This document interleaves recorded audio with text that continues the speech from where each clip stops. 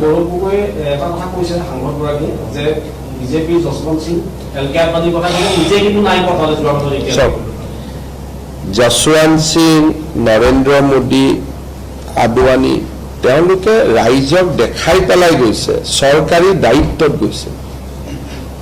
গতিকে এই কথাবিলাক ইমান এজন senior MP, deputy leader of A party মণিপুৰৰ বিষয়ে ইমান সংসদত কয়, তেওঁ যদি আপেল আৰু কমলাৰ পাৰ্থক্য বুজি নাপায়, অহাকালি যদি ভাৰত পাকিস্তানৰ কিবা আলোচনা হয় তেতিয়াহ'লে পাকিস্তানৰ প্ৰধানমন্ত্ৰীটো ভাৰতত আহিব, ভাৰতৰ প্ৰধানমন্ত্ৰী পাকিস্তানত যাব। কিন্তু ভাৰতৰ প্ৰধানমন্ত্ৰীজন যেতিয়া পাকিস্তানত যায়, তেওঁৰ লগত ৰৰ মানুহ থাকে, বৈদেশিক পৰিক্ৰমা বিভাগৰ মানুহ থাকে, প্ৰধানমন্ত্ৰীজন অকলে নাযায়, তেওঁৰ লগত 40-50 জন মানুহ লগত লৈ যায়। কি কথা পাতিছে নাপাতিছে ৰেকৰ্ড হয় আৰু দিনৰ পোহৰত যায়।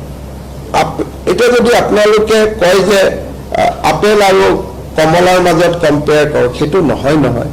ৰাষ্ট্ৰৰ দায়িত্বতটো আমি তেতিয়া ক'ব পাৰে যে ইণ্ডিয়ান আৰ্মিওতো পাকিস্তানৰ ভিতৰত যায় আক্ৰমণ কৰিবৰ কাৰণে। গতিকে ৰাষ্ট্ৰৰ দায়িত্বত যোৱা আৰু চুপে চাপে যোৱাৰ মাজত বহুত পাৰ্থক্য আছে।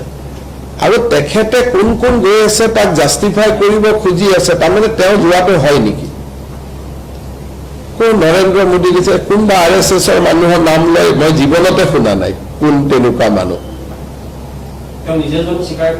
সেইটোকে তেওঁ বেলেগে যোৱাৰ উদাহৰণবোৰ দি আছে। তাৰমানে মোৰ অভিযোগটো আপোনালোকেও আন্দাজ কৰিব পাৰিছে যে মোৰ অভিযোগটো সঁচা।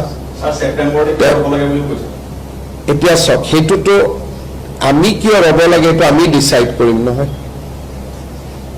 তেওঁ সোনকালে কৰোৱাব খুজি আছে যাতে মই প্ৰভুক হৈ কাগজ পত্ৰ নোহোৱাকৈ আপোনালোকক কৈ দিওঁ। কিন্তু মইতো 25 বছৰ ৰাজনীতি কৰিলো নহয়, কেতিয়া কি ক'ব লাগেতো ময়ো জানো।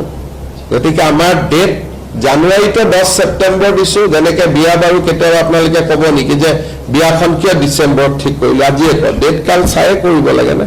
গতিকে আমি দিন কাল কৰি 10 ছেপ্টেম্বৰতে বান্ধি দিলো। এতিয়া তেওঁ ক'লেও সেইটো আগুৱাই নাহে, তেওঁ ক'লেও সেইটো পিছুৱাই নাহে।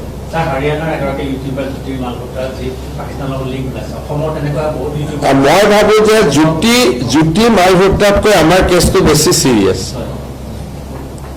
জ্যোতি মালহোত্ৰাৰ কেছটোতো এটা ইউটিউবাৰ ডেকা ছোৱালী এজনী, তাই গ'ল জাচুচ হ'ল বেলেগ কথা, কিন্তু সংসদ যোনে নেকি ডাইৰেক্ট ঘূৰি আহি পেলাই জ্যোতি মালহোত্ৰাই নিউক্লিয়াৰ ৱেপনৰ ওপৰত সংসদত কুৱেশ্যন কৰিব নোৱাৰে, জ্যোতি মালহোত্ৰাই ৰাফেলৰ ওপৰত কুৱেশ্যন কৰিব নোৱাৰে। কিন্তু আমাৰ জনাই সংসদত নিউক্লিয়াৰ ৱেপন ক'ত আছে, ৰাফেল ক'ত আছে, কোষ্ট গাৰ্ডে ক'ত কি ৰাখিছে। গতিকে আমাৰ জনৰ লগত জ্যোতি মালহোত্ৰা যদি 10, এখেত 100। বাকী ইউটিউবাৰবিলাক আপুনি যিটো কৈছে মই বুজিছো, আৰু আমি সদায় এৰেষ্ট কৰিয়ে আছো। কোনোবা যদি পাকিস্তানত যোৱা নাম আছে মোক দি দিব। জ্যোতি মালহোত্ৰাটো এতিয়া পাকিস্তানত তেওঁৰ ল'ৰা অসমৰ্থিত বাতৰি যে তেওঁৰ সন্তান এটাও তাতে আছে বুলি কৈছে। গতিকে বাট মই ইমান নাজানো, মই কেছটো ষ্টাডিও কৰা নাই। তেনেকুৱা যদি অসমত আৰু কোনোবা আছে, এজনৰ নামটোতো মই জানো, আৰু যদি বাকী কিবা আছে নাম আপোনালোকে দিব, ব্যৱস্থা ল'ম।